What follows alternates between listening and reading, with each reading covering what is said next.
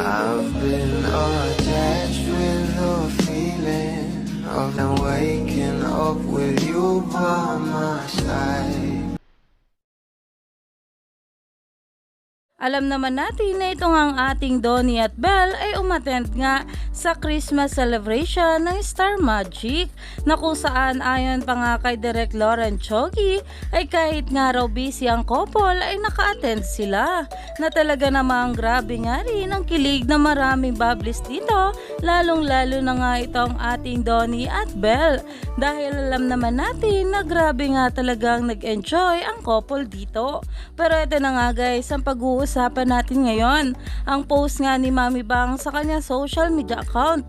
More night sa inyo mga bubbly supporters. Kung matutuloy ito, you know what to do. Hindi natin pwedeng pabayaan si Don Bell dito.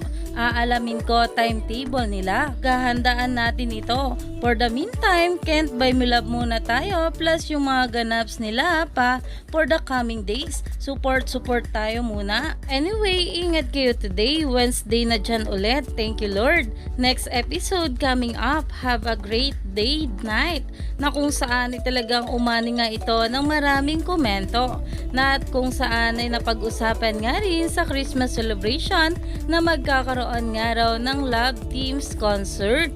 At ito pa nga guys ang isa pang larawan na kasama nga sa post ni Mami Bang na kung saan itong ang ating Donnie at Belle ay nanalo nga sa Metro Male and Female Fan Favorite Winners at talaga namang grabe at deserve nga ito ng couple at narito nga guys ang bawat komento.